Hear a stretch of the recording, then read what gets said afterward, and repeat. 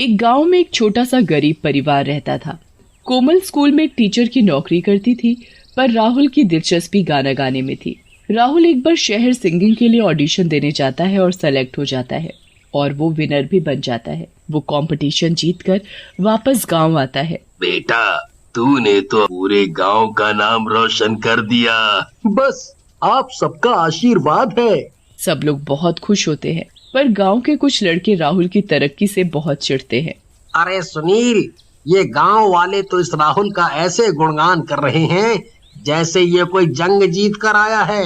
हाँ महेश, हमें इसका कुछ करना होगा। पर क्या करें? मुझे पता है क्या करना है। बताओ बताओ, जल्दी बताओ।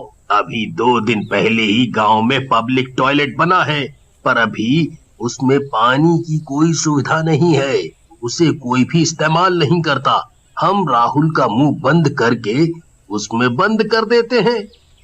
अरे वाह, बड़ा मजा आएगा। इसका सारा सिंगर बनने का भूत उतर जाएगा। राहुल अगले दिन टॉयलेट के लिए खेतों में जा रहा होता है और उसे वो तड़के पकड़ लेते हैं। वो राहुल को बहुत बुरी तरह मारते पीटते हैं। भाई भाई, मुझे क्यों मार रहे हो? मेरी क्या गलती है? मुझे प्लीज छोड़ दो। राहुल चीखता रहता है, पर उसकी कोई नहीं सुनता। वो तीनों लड़के उसको मारते हैं, फिर उसके हाथ पैर और मुंह बंद करके उसे टॉयलेट में बंद कर देते हैं। राहुल को घंटों बाद होश आता है। वो ना तो हिल पाता है और ना ही चिल्ला पाता है। उसके घर वाले और पूरे गांव वाले उसे सब जगह ढूंढते हैं, पर वो कहीं नहीं मिलता। अरे अम्मा, आप क्या बेटा आप सबको छोड़कर शहर भाग गया होगा? आप बेकार में ही परेशान हो रही हो। नहीं, मेरा राहुल ऐसा नहीं है। शहर जाकर तो कोई भी बदल जाता है, और राहुल का तो इतना नाम हो गया है, उसे आप लोगों के साथ रहने में अब बेइज्जती होती होगी। सब गांव वाले राहुल के लिए बुरा भला बोलने लगते हैं और राहुल दूसरी तरफ टॉयलेट में भूखा प्यासा बंद तड़प तड़प कर मर जाता है। कुछ दिन बाद जब कुछ लोग टॉयलेट में पानी की फिटिंग करने आते हैं, तो वो लड़के उनको देख लेते हैं। अरे सुनील, प्रमोद, ये लोग तो टॉयलेट में फिटिंग करने के लिए जाने वाले हैं। चलो उनके जाने से पहले हम राहुल को बाहर निकाल लेते हैं। तीनों लड़के टॉयलेट का दरवाजा खोलते हैं तो राहुल वहाँ मरा पड़ा होता है। वो सब राहुल को मरा हुआ देखकर बहुत डर जाते हैं और जल्दी से उसकी लाश को वही टॉयलेट के पीछे गड्ढा खोदकर दफना देते हैं। राहुल तो मर जाता है, पर उसकी आत्मा वहीं खड़ी उन लड़कों को देख रही होती है। तुमने बिना किसी गलती के मुझे मार डाला। अगले ही दिन उस पब्लिक टॉयलेट का उद्घाटन हो जाता है और गांव के सभी लोग बहुत खुश होते हैं।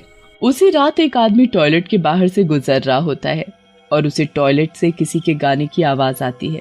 लग जा गले कि दिल अभी भरा नहीं, लग जा गले। अरे ये टॉयलेट में बैठा बैठा कौन गा रहा है? खैर मुझे क्या, मैं तो अपने घर ही जा रहा हूँ। चलो पहले थोड़ा हल्का ही हो लूं। वो आदमी टॉयलेट के बाहर आता है तो देखता है कि टॉयलेट का दरवाजा हल्का सा खुला हुआ है और टॉयलेट में कोई भी नहीं है। हासदेव रिंकिया के पापा, हासदेव। राहुल के भूत को उस आदमी को गाते देख बहुत गुस्सा आता है और वो पीछे से उसे पकड़ लेता है और गला दबाकर उस आदमी की आवाज बंद कर देता है। बहुत गाने गा रहा था ना, अब गा कर दिखा। वो आदमी डरा हुआ अपने घर भागता है और अपनी बीवी को सब बताने की कोशिश करता है, पर वो कुछ बोल ही नहीं पाता और उसको गूंगा देख बहुत रोती है। फिर अगली ही सुबह हरिया, मोहन और रामू साथ में टॉयलेट जाते हैं। टॉयलेट में फिर से गाने की आवाज आ रही होती है। एक पल का जीना फिर तो है जाना, तोहफा क्या लेके जाइए दिल ये बताना। अरे भाई, ये कौन ऋतिक रोशन बनकर टॉयलेट में बैठा गाने गा रहा है? अरे भाई जल्दी निकल। अरे मोहन, पहले मुझे जाने दे, मुझे बहुत जल्दी है। अरे तो मैं कौन सा फुर्सत में बैठा हूँ। अरे भाई लोगों, लड़ाई मत करो। सब लोग एक एक करके चले जाओ। जो पहले लाइन में खड़ा है उसे पहले जाने दो भाई। पर पहले जो टॉयलेट में घंटे भर से बैठा हुआ है वो तो निकले। तीनों इंतजार करते करते थक जाते हैं। मैं तो खेतों में ही जा रहा हूँ, मुझसे इतनी देर नहीं रुका जाएगा। अरे भाई मुझे भी ले चलो। हरिया और रामू दोनों वहां से चले जाते हैं। उसके बाद मोहन टॉयलेट पर जाकर खटखटाने लगता है। अरे भाई अंदर कौन है, जल्दी निकल। अंदर से कोई जवाब नहीं देता तो मोहन गुस्से से दरवाजे में जोर से धक्का मारता है और टॉयलेट का दरवाजा खुल जाता है। अरे यहाँ तो कोई भी नहीं है, तो फिर अंदर से किसके गाने की आवाज आ रही थी? मोहन से रुका नहीं जाता और वो जल्दी से टॉयलेट में जाकर बैठ जाता है और तभी उसे राहुल का भूत पकड़ लेता है और गला दबाकर उसकी आवाज बंद कर देता है। मोहन भागता हुआ बाहर निकलता है। मोहन जल्दी से डॉक्टर के पास जाता है। डॉक्टर मोहन का पूरा चेकअप करता है, पर डॉक्टर को कुछ समझ नहीं आता कि आखिर मोहन की आवाज गई तो कैसे गई। उसके बाद मोहन जल्दी से हरिया और रामू के पास जाता है। अरे मोहन तुम्हें क्या हुआ? क्यों कर रहे हो? मोहन उन दोनों को बताने की बहुत कोशिश करता है पर कुछ बता नहीं पाता। ये सिलसिला ऐसे ही चलता रहता है। जब कोई उस टॉयलेट में बैठकर गाना गाता है तो राहुल का भूत उसका गला दबाकर उसकी आवाज गायब कर देता है। धीरे धीरे पूरे गांव में ये बात फैल जाती है कि टॉयलेट से किसी के गाने की आवाजें आती हैं और गांव के लोगों की आवाज अपने आप बंद हो रही है। किसी को कुछ समझ नहीं आता कि आखिर गांव के लोग गूंगे कैसे हो रहे हैं, पर जिन तीनों लड़कों ने राहुल की जान ली होती है उनको सब समझ आ जाता है कि आखिर टॉयलेट से किसके गाने की आवाज आती है। वो तीनों उस टॉयलेट को डर के मारे वैसे भी कभी इस्तेमाल नहीं करते थे। मुझे तो पक्का यकीन है कि ये राहुल का भूत ही टॉयलेट में बैठकर गाना गाता है। अबे यार डरा मत। हाँ यार, वैसे ही हम डर के मारे इस टॉयलेट का इस्तेमाल कभी नहीं करते, क्योंकि इस टॉयलेट के बाहर से गुजरते हुए ही वो डरावना दिन याद आ जाता है जब हमने राहुल की लाश को उस टॉयलेट से बाहर निकाला था। अरे यार वो सब बातें मत कर, मुझे बहुत डर लग रहा है। चलो इस बात को यही खत्म करो और अपने अपने घर चलते हैं। तीनों लड़के अपने घर चले जाते हैं।